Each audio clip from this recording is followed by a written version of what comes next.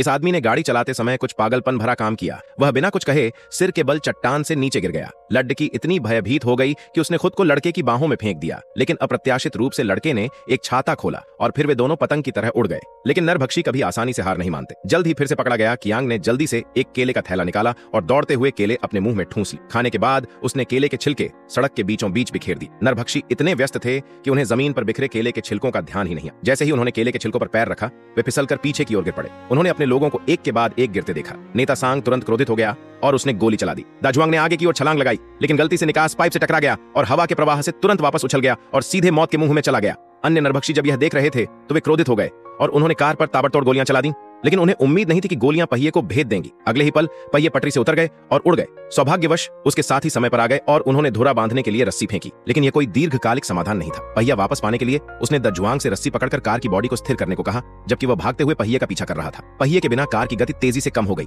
जैसे ही नरभक्षी उन तक पहुंचने वाले थे, उनके साथियों ने तेजी से आ रहे पहिए को पकड़ लिया और जल्दी से उसे वापस अपनी जगह पर लगा दिया।